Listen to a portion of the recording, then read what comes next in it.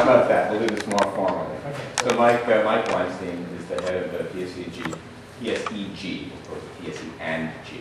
We got rid of it. So, Institute of Sustainability is at Montclair State University. And it's a new initiative, which I'm sure he will tell you about. And it is it is funded a lot by PSEG, which actually makes for some good potential things for Montclair. The reason why I asked Mike to come here tonight was because he and Adam Zellner and I, former Chief Policy Advisor to Governor Corzine and the President of Greener by Design, traveled to Binju, China, got back about 2 weeks ago, and on that trip we led a international conference on sustainability in Binju, and there's some really, I think, nice possibilities for partnering between the township of Montclair, the city of Binju, which is about 3.5 million people, and potentially Montclair State University also to work on some initiatives together. And I asked Mike to come, and he generously said he could, to talk a little bit about the conference and introduce what some of those possibilities are. First, I'll just take a moment. I've been at the university about a year and a half. In my former life, I was the president and CEO of the New Jersey Marine Sciences Consortium. I was New Jersey's Sea Grant College Program Director, and I was a professor at Rutgers. And the reason I mentioned those three fancy titles, I also washed the dishes if necessary in the bathrooms if we had to. Sea Grant's a good model. Sea Grant tries to take science and bring it to the public in practical ways. We call it the stakeholder groups.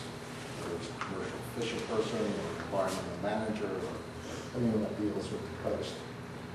And I got involved in the business of what we call ecosystem-based management, do away with political boundaries and manage the trees as well as ourselves.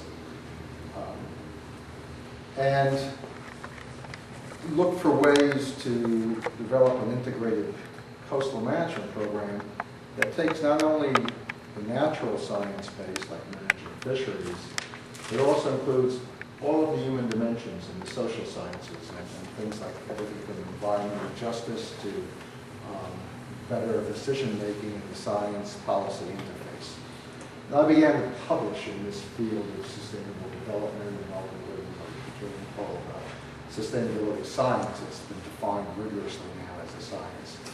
And Montclair State asked me to bring my skills based on 40 years of doing these kinds of things to the university, help them develop a new curriculum in sustainability science, degree programs, and develop a strong community outreach, participate in various activities where the university would serve as a forum, a platform to air issues, and we developed the kinds of called intellectual capital technology transfer, our ideas and skills in terms of managing ourselves better so that we can manage the climate a lot better than we're doing. And I'll just say before I go to Binju that I think in the way I've said it often in public, we can add to the certitudes of death and taxes the fact that we're all not living sustainably as a species on the planet.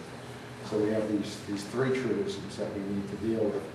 And the bottom line is, how can we reconcile our use of natural resources and what we take, the goods and services from the ecosystems around us, in such a way that the net balance is one that is positive or at least neutral. Secondly, because of our best intent, environmental commissions and international environmental symposia like the Broncolin Commission you may have heard of, Rio de Janeiro in Brazil, and Mexico City, and so on, we've discovered that sustainability has been a catch-all for virtually everything.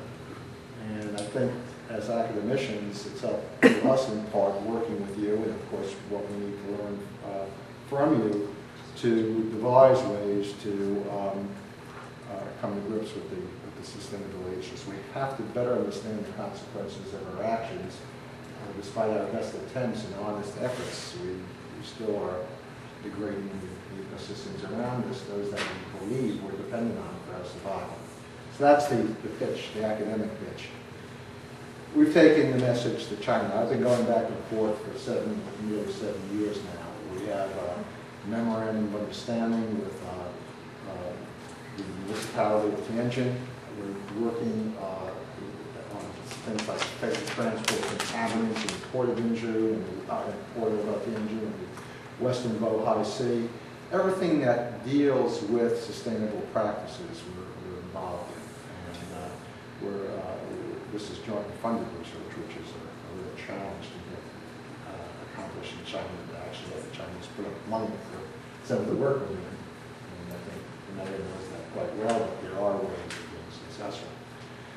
I'm a science advisor to the Tianjin Oceanic Administration, obviously with an office there, and we're developing the student exchange programs and continuing to look for other ways to do cooperative research. So when the mayor asked me to go to Minju, I had already been a sort of a seasoned veteran in all of this, and they asked me to talk about sustainability. And I'll say, just with respect to what I talked about, and I've since written, we'll see if they publish it after it gets through the censors. I wrote an op-ed article for the China Daily based on what I spoke about there. And it's the following. I'll leave it as the bottom line. And I can say as much more as the mayor wants me to. But here's the bottom line. China is growing aggressively. We all know that it's growing 10 and 11, 12% per year due to its overall economic growth. The Chinese are saying the right things with regards to sustainable management systems around themselves, including themselves. And they're building these magnificent, and they use the terms, I love the Chinese English translation, it comes out as eco-harmonious cities, and pleasant living and the likes. This is how it's worked as far as I'm concerned, at least in detailed work that I've done here. They build a city for 3 to 10 to 12 million people, and it's brand new. And it is eco-friendly, at least for humans, and it's state-of-the-art green, whether it's energy conservation or alternative energy uses, whether or not it has the right appropriate mix of greenways and a little bit less impervious surface and so on. Absolutely terrific what they're doing. But, by the way, in order to expand the port and to provide the living space for the people in the port and for the overall expansion of the city, because land is at a premium in certain places in China, what they're doing is they're reclaiming land from the city. And when I say they're filling in the city, they're filling in hundreds of square kilometers out to the 10-foot depth contour. I mean, as far as you can see in all directions. And I'll leave you with the following. It's a demonstrable fact that the once most productive estuary in all of Asia, the Bohai Sea, has experienced a collapse of its fisheries in recent years. And it's been attributed to pollution and overfishing and standard kinds of things. But I believe, and this is my science, the science I practice, that habitat degradation and alteration is equally important as managing fisheries and reducing pollution, because habitat effects create the next generation of the animals that are fished commercially and recreationally. It's the young that recruit up to adulthood. So they're doing these great eco-harmonious cities, and at the same time they're demolishing what's left of the fisheries in the Bohai Sea. We use the term fishing down the food web. All the top of the food chain predators are gone.